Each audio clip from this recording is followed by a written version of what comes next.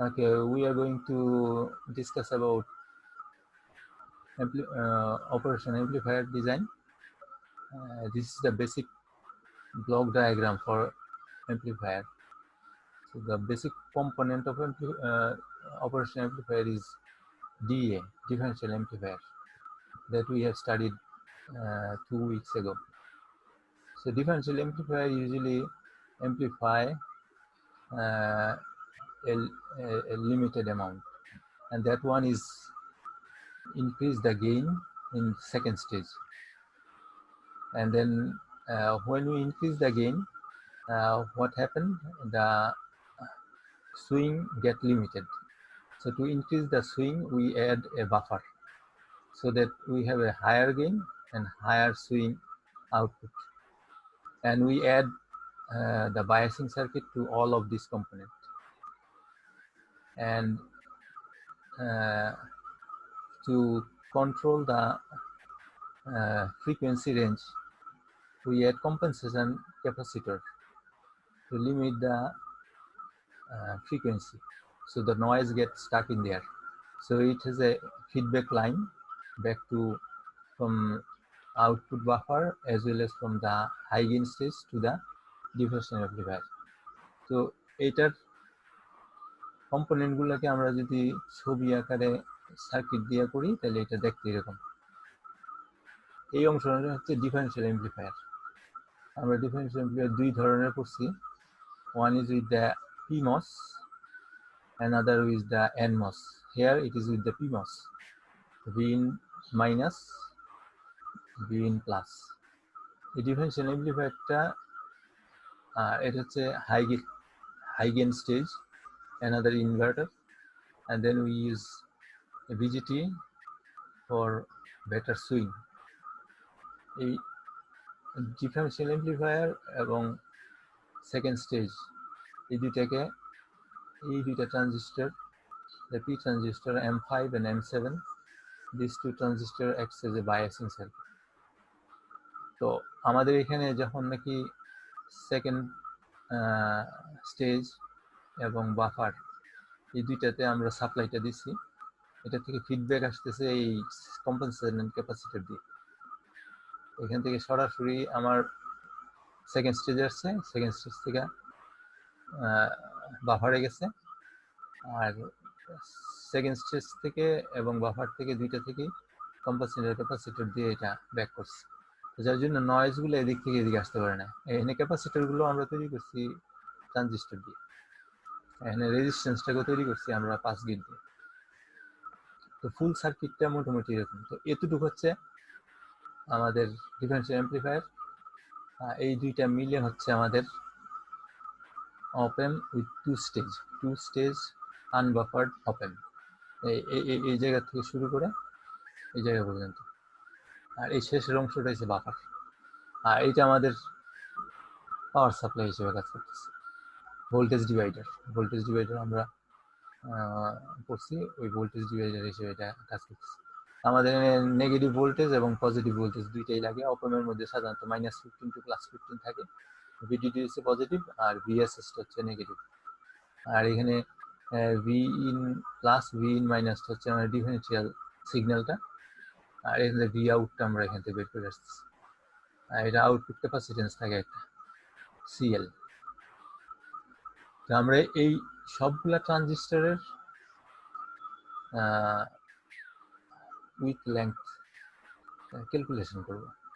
Calculation করার জন্য hello sir, জি এই M13টা কেন আমরা মসফেট ইউজ করতেছি না, মানে বিজেটি ইউজ করতেছি? M13টা বিজিটিটা ইউজ করলে আমাদের গেইন কি বলি কারেন্ট গেইনটা খুব বেশি হয়, তো এবং ফাস্টার হয়, যার জন্য আমরা এখানে সবসময় যে আমরা এখানে বিজিটি ইউজ করবো এমন না। এখানে বিজিটি দিয়ে দেখানো হয়েছে, তোমাদের বইতে এইটা দেখানো হয়েছিল, ওই জন্য এখানে বিজিটি দিয়ে। এখানেও ইচ্ছা করলে আমাদের ইয়ে দিয়ে করা যেত, পিমস দিয়ে আর এনমস বাফার ইউজ করা যেত এখানে ইচ্ছা করলে। তো এখানে দুইটা জিনিস আমরা আলোচনা করছিলাম, একটা হচ্ছে গেইন আর একটা হচ্ছে ফেজ মার্জিন। আমরা চেষ্টা করি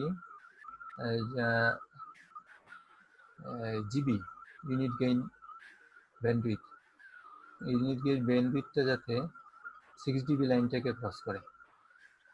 6 জিবি আমাদের ডিজাইন করার পর দেখা যাবে যে ফ্রিকোয়েন্সির সাথে আমাদের রেসপন্স, গেইন রেসপন্সটা এইভাবে শুরুর দিকে 20 ডিবিতে থাকলো, তারপরে হয়তো 6 ডিবিতে কিছুক্ষণ থাকলো, তারপরে দেখা গেল যে 10 ডিবিতে চলে গেছে। তো 10 ডিবিতে গিয়ে যেখানে ক্রস করলো ওইটাই হবে আমাদের জিবি। কিন্তু আমরা ইউনিট গেইন এবং এটাকে যদি আমরা কি বলবো, এটাকে জিরো সার্কেল আছে একটা, কি যেন বলা হয়, স্টেবিলিটির জন্য, তাহলে আমাদের এই রিলেশনটা থাকতে হবে, GB equals to GM by CC অথবা জিএম টু বাই সিসি। সিসিটা বুঝতে পারতেছো? ওকে, কম্পেনসেশন ক্যাপাসিটেন্স, এটা হচ্ছে সিসি।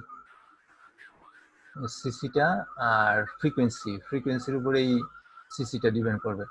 তো এই ফ্রিকোয়েন্সিটা আমার রেঞ্জটা, আমার যে রেঞ্জে আমি এটা স্টেবল বানাইতে চাই, ওই রেঞ্জে যাতে যায় ওইরকম ভাবে আমরা সিসি এখানে অ্যাড করব। তো এই দুইটা পার্ট হচ্ছে এটা, আর এখানে হচ্ছে ফেস মার্জিন, এবং ফেস মার্জিনটা তো আমাদের যাতে 0 to 90 ডিগ্রির মধ্যে থাকে, এই জন্য এই রিলেশনটা দরকার। এই জিবির সাথে 6 নাম্বার ট্রানজিস্টরটা এবং সিসি, আর এটা হচ্ছে জিবির সাথে 1 নাম্বার বা 2 নাম্বার ট্রানজিস্টরটা এবং সিসি, কম্পেনসেশন ক্যাপাসিটেন্স। তো এই দুইটা দিয়ে আমাদের হচ্ছে স্টেবিলিটি।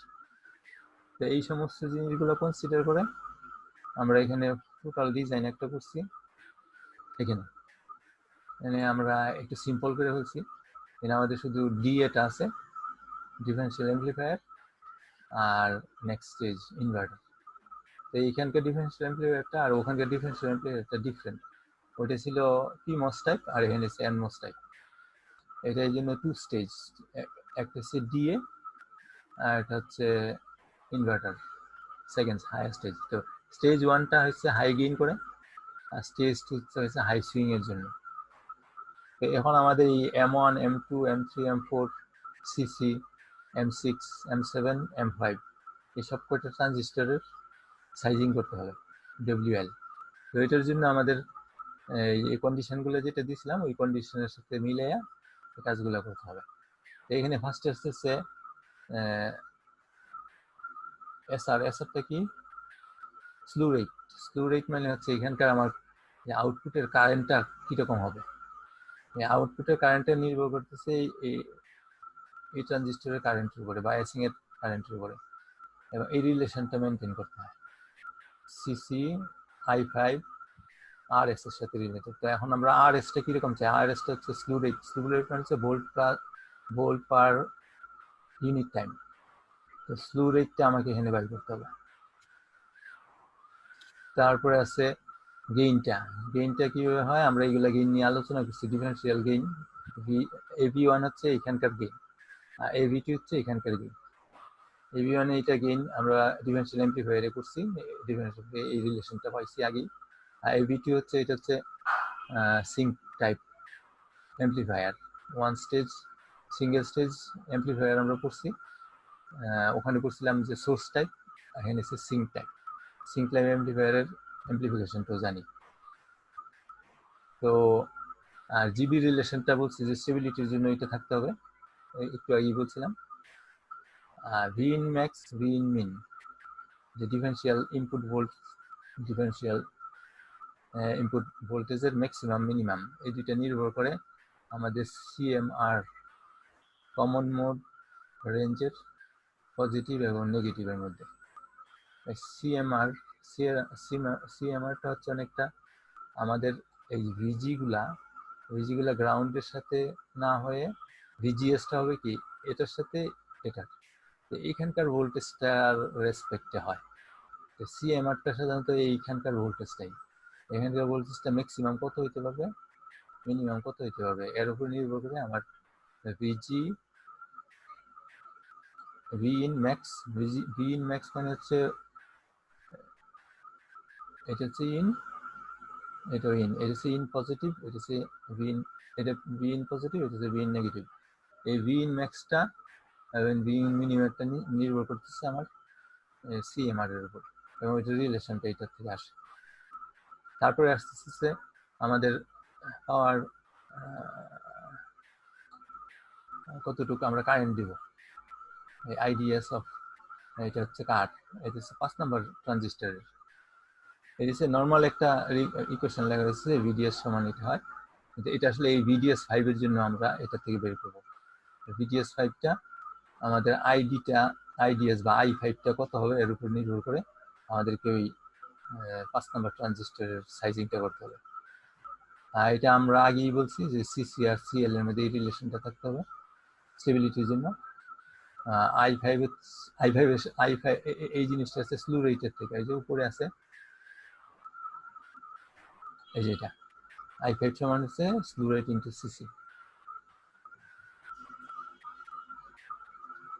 তারপরে এখানে আমরা হ্যাঁ এই যে এখানে আমরা মানে সাইজিং বের করতেছি না কি বললেন যেন? হ্যাঁ, সাইজিং মানে ডব্লিউএল কত হবে, ও মানে প্রতিটা এটা ট্রানজিস্টর, আমরা ওই যে বিটার ভ্যালু বের করব তাই তো? হ্যাঁ ডব্লিউআরএল এর ভ্যালু বের করব। আচ্ছা, তো কারণ বিটার মধ্যেই তো আছে মানে, হ্যাঁ বিটার মধ্যে ডাব্লিউ বাই এল আছে হ্যাঁ বিটার মধ্যে ডব্লিউএল আছে, একটু তুমি দেখো বুঝো। মানে। আচ্ছা জি।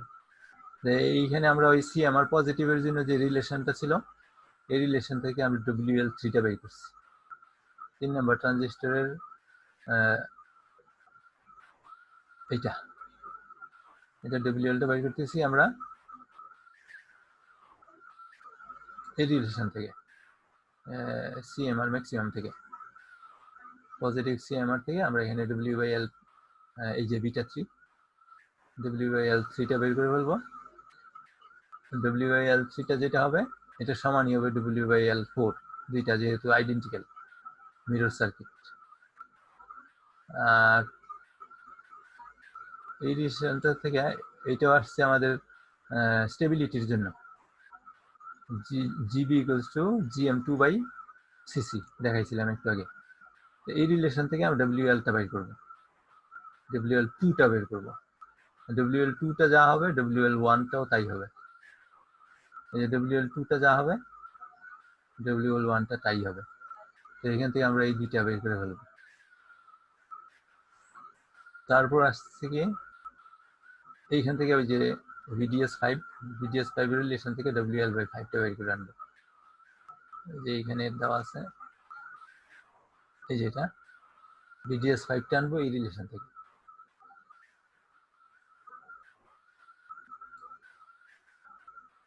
এই রিলেশন থেকে VDS5টা নিয়ে আসবো। এখন আমাদের বের করতে হবে এইখানকার সবগুলো বের হয়ে গেছে, প্রথম স্টেজের এখানে সবগুলো বের হয়ে গেছে। এখন আমাদের বের করতে হবে এইটা সেকেন্ড স্টেজের M6 আর M7।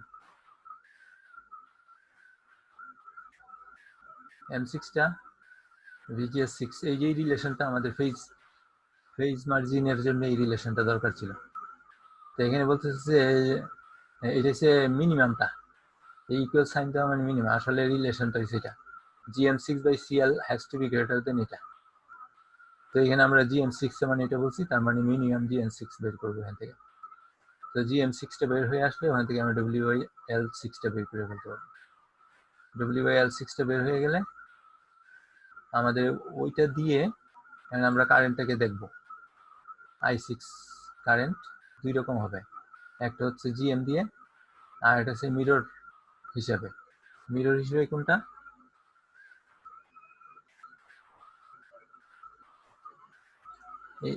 এই গেটটা, এখান থেকে গেটের ভোল্টেজ, এখান থেকে গেটের ভোল্টেজ সেম ধরতে হবে, তার মানে এখানকার ভোল্টেজ আর এখানকার ভোল্টেজ 0 হবে। তাহলে এটাকে ড্রাইভ করবে, এটাকেও ড্রাইভ করবে, তাহলে এটার সাথে এর হবে, মিররিং হয়ে যাবে। তো M6টা আমরা ওই মিররিং থেকে একটা বের করব আর এটা করবো যে GM6 থেকে।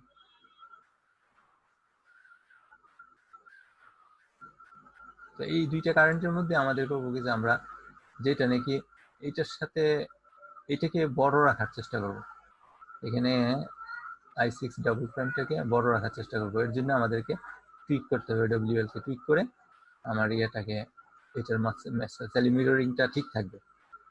তো মিররিংটা ঠিক রাখতে পারলে তাহলে আমাদের কি হবে, GM6টা বেড়ে যাবে। GM6টা বাড়লে কোনো অসুবিধা নেই। এটা যদি বড় আসে তাহলে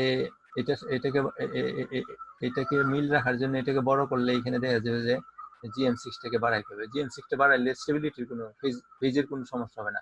GM6টা যদি আমার এর চেয়ে ছোট না হয়, এখানে আমরা GM6কে মিনিমামটা বাইর করছি, GM6টা যদি বড় হয় অসুবিধা নেই। আমাদের GM6 থেকে W/L6টা বেরিয়ে আসবো, তারপরে আমরা WL/7টা বের করবো। WL7টা বের করবো এটা মিরর ইকুয়েশন থেকে 7 এবং 5 এর মধ্যে মিরর হবে। এই যে 7 এবং 5 যেটা আমরা এমন ভাবে রেশিও করবো যাতে আমাদের এটার সাইজিং এবং এটার সেটিং এ যাতে এই দুইটা কারেন্ট আমরা যেরকম চাই, যত গুণ চাই তত গুণ হয়, আর এটা ট্রান্সফরমারের মতো। তো ওখান থেকে আমরা W/L7টা বের করে নিয়ে আসবো। তারপর আমাদের AB, এখানে আমাদের GM2 আছে, GM6 আছে, I5 আছে, I6ও বের করছি, আর এই সমস্ত জিনিসগুলো দিয়ে আমাদের টোটাল এবিটা হবে। দুইটা গেইনের গুণফল হচ্ছে টোটাল গেইন, দুইটা গেইনের গুণফল হচ্ছে টোটাল গেইন। তো এখানে একটা অঙ্ক এখানে দেওয়া হয়েছে, ওইটাই আজকে আলোচনা করব। তো সময় খুব কম, দ্রুত আগায় যাই। এই অঙ্কটা ওই ওই ওই যে একটু আগে আলোচনা করলাম এই জিনিসগুলা, এখানকার সবগুলা ট্রানজিস্টরের সাইজিং করতে হবে। এখানে কতগুলা কন্ডিশন দেওয়া আছে যে গেইন আমার 4000 এর চেয়ে বেশি হতে হবে, আউটপুট ক্যাপাসিটেন্সটা CL টা 200 ফেমটোফ্যারাড, VSS টা -5, এখানে -5, আর VDD টা +5, CMR হবে ±3 ভোল্টেজ, মানে এইখানকার ভোল্টেজটা ±3। তারপরে আমাদের সবগুলা L হইতেছে 10 মাইক্রো। তারপরে এখানকার রেঞ্জ, এখানে যে রেঞ্জ হবে সুইং রেঞ্জটা আমরা চাইতেছি ±4। পাওয়ার ডিসিপেশন আমরা চাই যে 10 মিলিওয়াটের চেয়ে কম হয়। এই কন্ডিশনগুলো দিয়ে এখন আমাকে এই ডিজাইন করতে হবে। এই রিলেশন থেকে আমরা যেহেতু CL টা জানা আছে, আমরা CC টা বাইর করে নিলাম। CC টা বাইর করলে আমরা এখন SR দেওয়া আছে, এই যে SR দেওয়া আছে, I5 টা বাইর করে নিয়েছি। এই I5 টা হচ্ছে মিনিমাম I5, SR হইতে হবে গ্রেটার দেন এত, আমরা 2 ধরছি, মিনিমামটা ধরছি। মিনিমামটা দিয়ে মিনিমাম কারেন্ট I5 এর মিনিমাম কারেন্ট, এটা এর চেয়ে বেশি হইতে পারে কিন্তু কম না। তারপরে W/L3 ওই যে আগে যে বাইর করছিলাম ওইটার ইকুয়েশনটা এখানে বসাই দিছি, আর ভ্যালুগুলো বসায় এই যে এখানে যে VDD এর মান বসানো হয়েছে, Vin max হচ্ছে এই যে CMR এর +3, তারপর হচ্ছে VT3 আর VT1, এগুলো আমরা এখানে দেই নাই, কিন্তু এটা আমাদের ডেটা শিটের মধ্যে থাকবে। তো VT3 এবং VT1 এর মান বসে এটা যা আসবে এটা <1। এটা আমরা W কে L এর চেয়ে ছোট বানাইতে চাই না, W অন্তত পক্ষে L এর সমান যেন হয়, এই জন্য আমরা ধরছি যে 1। তো সেই হিসেবে W/L3টাকে আমরা 1 ধরলাম। তারপরে GM2 ওই যে আগে ইয়েতে GB × CC, তো এর থেকে GB হচ্ছে আমাদের 1 মেগাহার্জ। তো এটা ওমেগাতে নিতে হবে +πf, তো এটাকে CC দিয়ে গুণ করে এটা মাইক্রো S, এটা হচ্ছে কন্ডাক্টেন্সের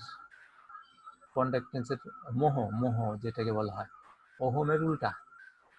কন্ডাক্টেন্স হচ্ছে কি কারেন্ট ডিভাইডেড বাই ভোল্টেজ।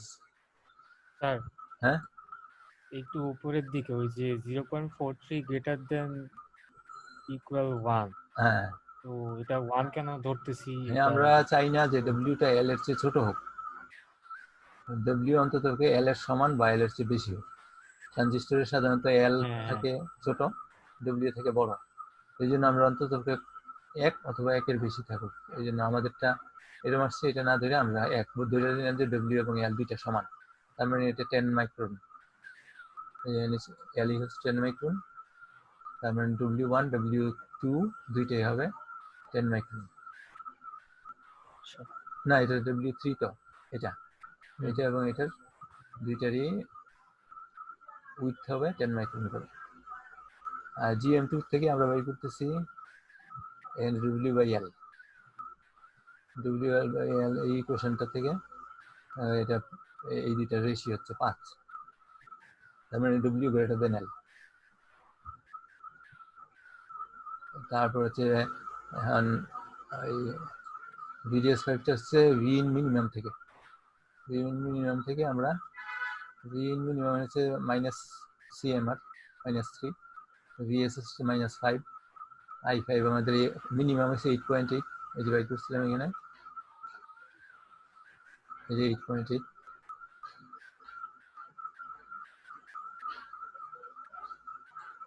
তো এইগুলো বসায়ে আমাদের আসছে এত, আমাদের VDS 5 হচ্ছে 0.48, এখান থেকে আমরা WL বের করলাম 4.5, তার মানে L এর চেয়ে W প্রায় 4.5 গুণ বড়। তো এখান থেকে আমরা এখন GM6টা বের করবো, মিনিমাম GM6, এটা হচ্ছে মিনিমাম GM6, মিনিমাম GM6 হচ্ছে 276 মাইক্রোমোহ, ওহম না, ওহমের উল্টাটা। তো আমরা ইচ্ছে করলে এখন যদি ইয়ে করি, এখান থেকে আমরা W/Lটা বের করলাম 34 টাইমস হবে, L এর চেয়ে 34 টাইমস এটা বড় হবে। আর এখানে এই যে VDS6, স্যার এখানে এসটা কি সিমেন্স বলতেছে স্যার নাকি মাইক্রো এস বলতে কি ওইটা মোহ বলতে ওইটা সিমেন্স মানে হ্যাঁ সিমেন্স মানে তড়িৎ পরিবাহীদের একক স্যার। হ্যাঁ হ্যাঁ, আচ্ছা স্যার ঠিক আছে। মানে এটা হচ্ছে এম্পিয়ার বাই ভোল্টেজ। হ্যাঁ হ্যাঁ স্যার বুঝতে। তো এইখান থেকে আমরা W/L6টা বের করলাম। তো এই W/L6 দিয়ে I6 এর মান আসে এটা, আমি যদি মিররিং করি I6 এর মান হবে এটা, আমি এইটাই রাখবো, I6 এর মান এটা রাখবো। তো এইটা রাখতে গেলে তখন GM6 এর ভ্যালু চেঞ্জ হয়ে যাবে। GM6টা হচ্ছে কি, GM6 এর ভ্যালু এখানে 267 ছিল, কিন্তু GM6 এর ভ্যালুটা মানে চেঞ্জ হয়ে যাবে, যেহেতু I6 এইটা থাকলে GM6 এটা হবে। হ্যাঁ, I6 যদি এটা হয় তাহলে GM6 290 হচ্ছে। তো GM6 বাড়ছে, আগে ছিল 276 আর এটা হচ্ছে 290। তো GM6 বাড়লে অসুবিধা নেই, বলছি না, ওই জন্য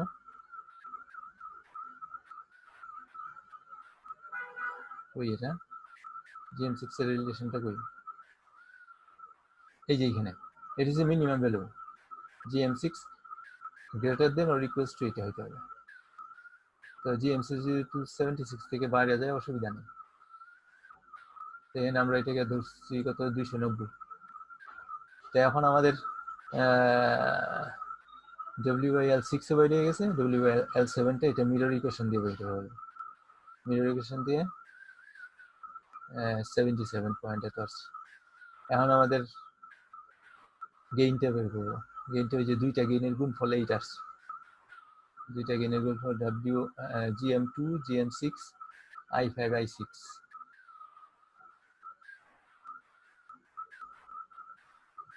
GM2 GM6 I5 I6, এটা হচ্ছে টোটাল গেইন।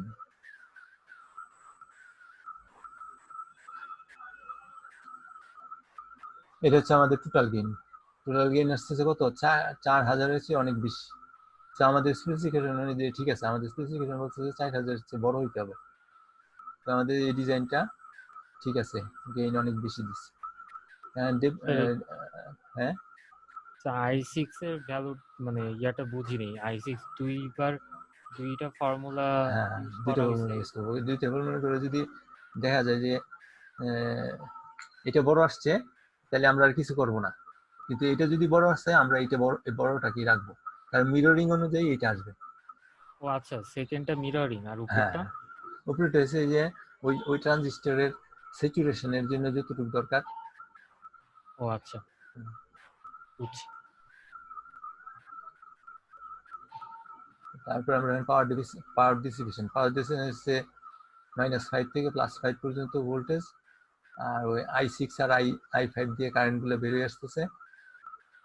টোটাল এই কারেন্ট ইন্টু ভোল্টেজ ডিফারেন্স, তাহলে আমাদের পাওয়ার ডিসিপেশন পাওয়া যাবে। তা I6 হচ্ছে 152, I5 হচ্ছে 8.8, আর এখানে হচ্ছে VDD 5, ওইটা মাইনাস গুণ করলে এটা দেখা যাচ্ছে 10-এর চেয়ে ছোট। আমাদের পাওয়ার ডিসিপেশনের স্পেসিফিকেশন অনুযায়ী 10-এর চেয়ে ছোট আসছে। এবার আমাদের এই শুধু রেশিওগুলো ওখানে বের করা ছিল, এখানে আমরা ডব্লিউ গুলো বের করছি। তো এখানে একটা জিনিস আসছে, মানে প্রশ্নটার মধ্যে বোধহয় এটা ছিল আর কি, যে আমাদের ল্যাটারাল ডিফিউশন, যারা ফেব্রিকেশন নিচ্ছে তারা জানো, ল্যাটারাল ডিফিউশন বলা হইতেছে 16%। তো আসলে যে লেংথটা, যেটা নাকি 10টা আসলে দাঁড়ায় 8.4। তখন আমার ওই যে সাইজিংটা যদি ঠিক রাখতে হয়, এই আমার ইফেক্টিভ লেংথ দিয়ে আমার এটা ডব্লিউটাকে ডিসাইড করতে হবে। তো এই জন্য এটা হচ্ছে 5 গুণ বেশি, তো 8.4 কে 5 গুণ বেশি করে যেটা হয় এটা। তারপরে এই দুইটা হচ্ছে 10-এর মতো বলছিলাম না, 10-এর থেকে ছোট 8 আসছে। আসলে এটা তাহলে ইনফ্যাক্ট 1-এর চেয়ে ছোট হয়ে যাচ্ছে, কিন্তু ল্যাটারাল ডিফিউশনের কারণে এটাকে একের সমানই দেখা যাবে। আর W5 আর W6 আর W7 ওই অনুরূপভাবে করা হয়েছে, লেন্থগুলো বাইর করা হয়েছে। তো এখানে আমাদের কেপি আর কেএন সাধারণত ডবল হয়, কেপি আর কেএন, কিন্তু আমরা এখানে যে অঙ্কটা করছি এখানে কেপি আর কেএন ডবল ধরি নাই। কেপি দেখছি 8, এই যে এখানে দেখছো কেপি প্রাইম, এটা দেখছে 8, আর কেএন হচ্ছে 17, এই যে কেএন হচ্ছে 17। তো কেএন তো একটু বেশি। তো এখানে বলা হয়েছে যে যদি দুইটা সমান হইতো তাহলে কি হইতো, তখন আমাদের সরাসরি এই রিলেশনটা আমরা করতে হবে। এটা W7/W5, W6/W4, এটা ডবল হবে।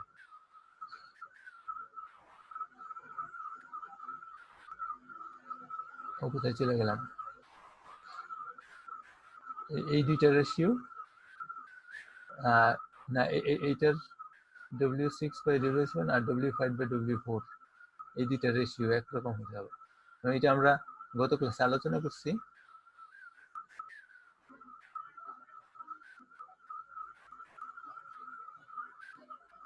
এইখানে এটা W6/4, 7/5, এটা ডবল হইতে হয়। 7টা এবং 5টা হচ্ছে এনমস, আর 6টা আর 4টা হচ্ছে পিমস। এটাও একটা মিররের অংশ, এটা একটা মিররের অংশ। তো সাধারণত আমরা রুল অফ থাম, সাধারণত এইটা ডবল এই রেশিওটা হয়। এটা যদি হয় তাহলে আমাদের এই অংশটা ডেফিনেটলি মিরর হওয়ার সম্ভাবনা থাকে। এই ভোল্টেজটা তখন 0 হয়ে যায়, এই ভোল্টেজটা, তাহলে VGS4 সমান VGS6 হয়। তো অঙ্কটার শেষের অংশে আমরা এটা দেখাই দিছি যে যদি এক্সাক্ট 2 ডবল হয় তাহলে আমরা এইভাবে ক্যালকুলেট করতে পারি, তাহলে W6 সমান তখন এটা আসে। তো এই ভ্যালুগুলো এখানে বসানো হয়েছে, এখানে এই ভ্যালুগুলো বসানো হয়েছে 10-এর সাথেই করা হয়েছে, যদি আসলে ইফেক্টিভ হচ্ছে কম। এখানে লেখা হয়েছে 10, আসলে 8 হবে আর কি।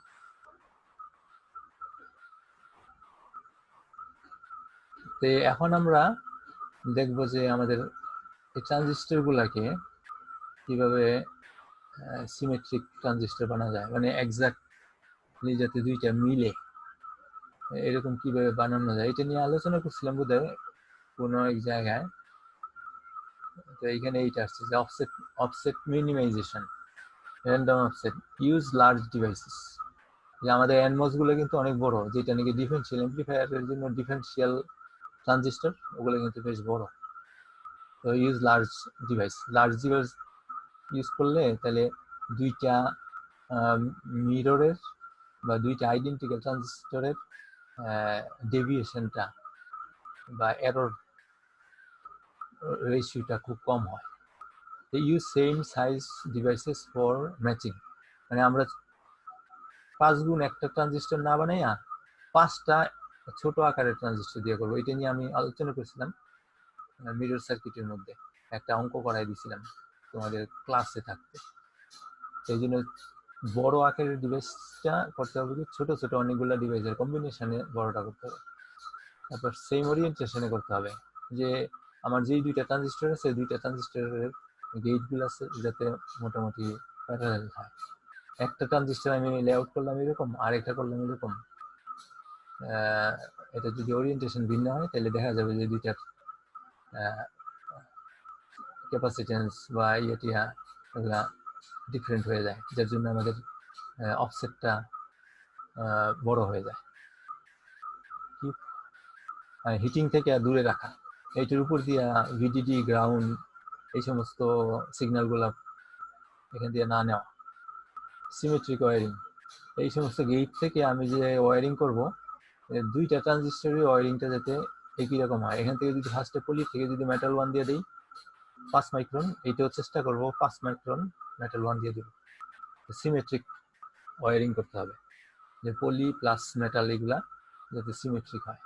অ্যাভয়েড হাই ভোল্টেজ ওভারপাস, এখানে কিপ ফার ফ্রম হিটিং, হিটিংটা দুইটা থেকে হতে পারে, হাই ভোল্টেজ উপর দিয়ে গেলেও হিটিং এর ইনফ্লুয়েন্স আসতে পারে, অথবা যদি মনে করো ক্লক লাইনটা যদি এর উপর দিয়ে যায়, ক্লক লাইনটা যেহেতু খুব দ্রুত সুইচ করবে ওখানেও হিটিং হওয়ার সম্ভাবনা আছে।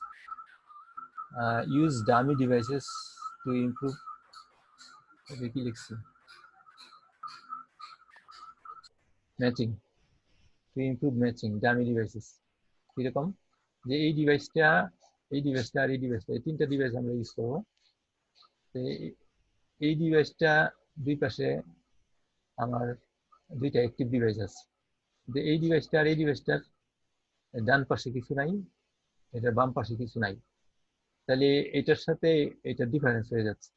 এই জন্য আমরা করবো কি, এটার বাম পাশে একটা দামি ডিভাইস, এটা আমরা ইউজ করবো না, কিন্তু এখানে একটা ডিভাইস তৈরি করে রাখবো যাতে ইনফ্লুয়েন্সটা এটার উপরে যেরকম আছে সব দিকে, এইটার উপরে সব দিকে একই রকম থাকে, এটার উপরে যাতে সব দিকে, এই জন্য দামি ডিভাইস ইউজ করে এগুলাকে ম্যাচিং বাড়ানো হয়। ইউজ কনসেন্ট্রিক লেআউট, আমরা যদি এরকম হয় যে দুইটা ট্রানজিস্টরকে পাশাপাশি রেখে করতে হবে, তাই আমরা এইভাবে না করে এইখানকার ট্রানজিস্টর এবং এটা মিলে একটা ট্রানজিস্টর বানাবো, এইটা আর এটা মিলে আরেকটা ট্রানজিস্টর বানাবো ক্রস কাপল করে। তাহলে এতটুকু ফেব্রিকেশন করতে আমার যেই চেঞ্জটা আসছে এইটা করতে হয়তো তার ডিফারেন্ট হলো, তাহলে আমি ডিফারেন্টের কিছুটা নিলাম আর অরিজিনাল একটা নিলাম, অরিজিনাল একটা নিলাম ডিফারেন্টের কিছু নিলাম, তাহলে ব্যালেন্স হয়ে যাবে। এই জন্য সেন্ট্রয়েড লেআউট করতে, এটা কি বলে সেন্ট্রয়েড লেআউট। এগুলো সাধারণত বড় বড় ট্রানজিস্টর গুলোকে এইভাবে ভাগ ভাগ করে এইভাবে করা হয়, যে আমি এরকম করবো না যে এই পাশাপাশি দুইটাকে একটা ধরবো, এই পাশাপাশি দুইটাকে একটা ধরবো না, এটা আর এটা মিলিয়ে একটা ট্রানজিস্টর, এতে রাউটিং এর সমস্যা হয় কিন্তু আমার ম্যাচিং হবে ভালো। সিমেট্রিক অফসেট, ইউজ সিমেট্রিক ইনসোফার যতটুকু সম্ভব পসিবল সিমেট্রিক বানানোর চেষ্টা করতে হবে যতটুকু সম্ভব। Most offset cause in the first stage, differential অ্যামপ্লিফায়ারটা আমাদেরকে খুব কেয়ারফুলি ডিজাইন করতে হবে, কারণ ডিফারেন্সিয়াল অ্যামপ্লিফায়ারটাই ফার্স্ট অ্যামপ্লিফিকেশন করে, আর ওই অ্যামপ্লিফিকেশনটাকে সেকেন্ড স্টেজ থেকে আরো অ্যামপ্লিফাই করে। তো ফার্স্ট অ্যামপ্লিফিকেশনটাই যদি ভুল হয় তাহলে সেকেন্ডটা তো এটা আরো আরো বেশি ভুল আসবে। এই জন্য ফার্স্ট স্টেজটাতে বেশি মানে ডিফারেন্সিয়াল অ্যামপ্লিফায়ারটা অপারেন্ট ডিফারেন্সিয়াল অ্যামপ্লিফায়ার স্টেজটাকে খুব কি বলে মেটিকুলাসলি ডিজাইন করতে হয়। আর এর অর্থই না যে do not forget the second স্টেজটাকেও এমফেসাইজ দিতে ফার্স্ট স্টেজ থেকে বেশি।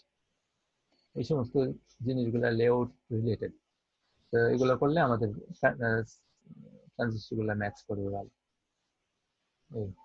এই আজকে এই পর্যন্তই, এই পরীক্ষার মধ্যে হয়তো এই অঙ্কটা নিয়ে একটা ডেটার রুটে চেঞ্জ করে তোমাদের একটা অঙ্ক দেওয়ার ইচ্ছা আছে।